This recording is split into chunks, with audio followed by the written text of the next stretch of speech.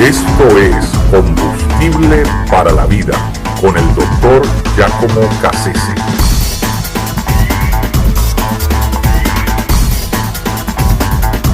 La caja olvidada.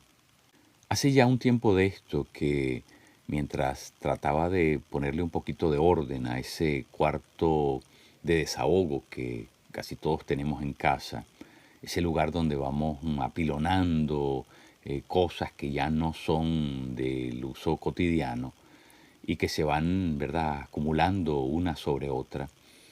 Bueno, para mi sorpresa, di con una caja olvidada, ¿no? Una caja que tenía mucho tiempo estar allí y cuando la abro, en realidad fue difícil de describir el sentimiento que sentí, pues se trataba de una caja que era donde habíamos depositado un montón de cosas que pertenecían a la infancia de nuestras hijas y que, bueno, todo aquello produjo en mí que se agolparan, ¿verdad? Sentimientos, emociones, cosas tan profundas que es difícil de describir con palabras. Era el lugar donde estaban pinturas, cuadros, pequeños esbozos que ellas hacían cuando eran niñas, sus primeras letras, sus cuentos favoritos, muchos de sus juguetes, obviamente, sus diplomas que habían obtenido durante ese tiempo. Es decir, todo lo que pertenecía a una etapa de la vida, de la familia, que había quedado ahí en el olvido, pero que al abrir esa caja, pues era inevitable que se me viniera encima esa estampida de recuerdos, ese tsunami ¿cómo llamaríamos?, de suspiros, esa verdadera avalancha de imágenes y de nostalgias, como es obvio, por aquel tiempo que ya pasó y que no puede regresar. De jóvenes no tenemos la capacidad de medir el tiempo, de calcularlo, porque creemos que somos invencibles y que la vida no tiene fin. Pero ya cuando pasa el tiempo y rebasamos esa etapa, podemos ver las cosas con más claridad. Y nos damos cuenta que la vida no es una alcancía en la que podemos ir guardando pedazos de tiempo y pretender después recogerlos completos. No, el tiempo se consume y lo que pasó ya se quedó en el pasado y solo regresamos a ese tiempo en forma de recuerdos. Y esos recuerdos usualmente vienen sumergidos en una profunda nostalgia y muchas veces hasta melancolía.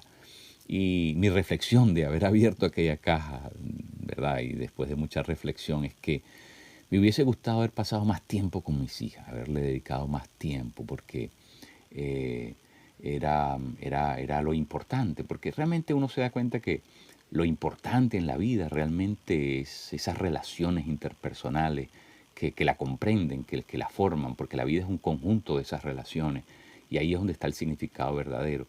Después de Dios, lo más importante de nuestra vida es nuestra familia. Y, y es tan valioso, ¿verdad?, que Dios mismo dice que nosotros no podemos gobernar la iglesia si no hemos gobernado bien nuestra familia. Es decir, si no tenemos el respaldo de esa familia y esa familia no es el resultado de relaciones saludables, entonces, bueno, nosotros no estamos autorizados para lo otro tampoco. Dios quiere que nos tomemos en serio la familia. Y bueno, ese tiempo no va a regresar. Es como una lágrima que cae en el océano. Ya no puede uno pretender recoger esa lágrima.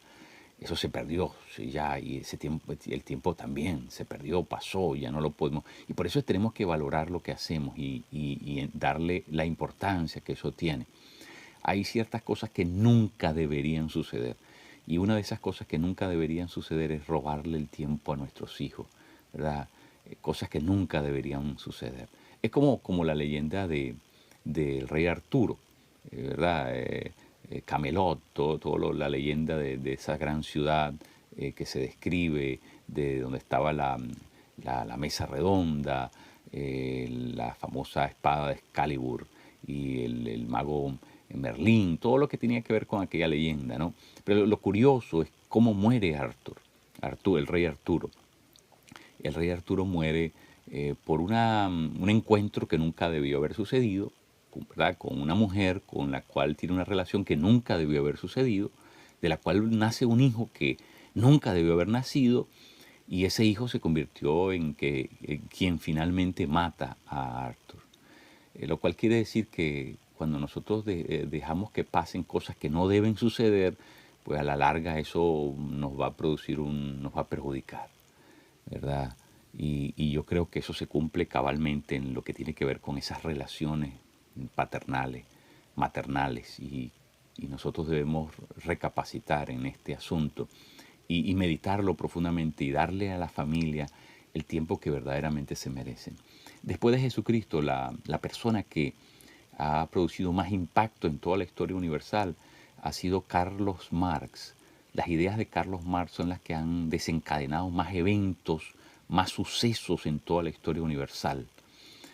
Sin embargo, 2 de sus 3 hijas se suicidaron y la tercera no quiso saber nada del movimiento que él inició. Su esposa lo odió por el resto de su vida porque le fue infiel con la nana de sus propias hijas. Es decir, podemos tener un gran pensamiento y podemos producir muchas cosas y lograr muchas cosas en la vida, pero si nuestra carta de presentación no es nuestra propia familia, no hemos hecho nada.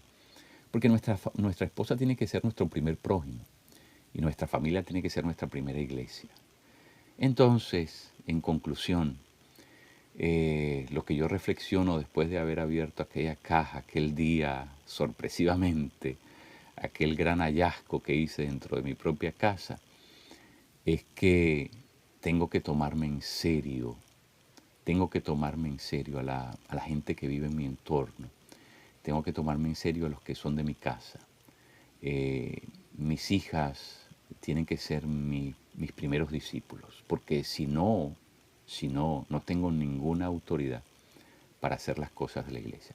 Nuestros hijos deberían ser quienes tengan el derecho de escribir nuestros epitafios, es decir, de poner en nuestra tumba lo que en resumen llegamos a ser y somos en esencia. ¿Qué dirían nuestros hijos si les tocara algún día escribir el epitafio sobre nuestra tumba? Esa pregunta se las quiero dejar allí. Mediten en ella. ¿Tienes preguntas o deseas más información?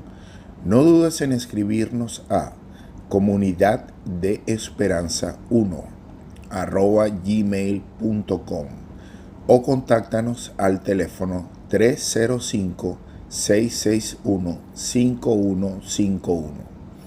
Gracias por escucharnos y ser parte de nuestra comunidad.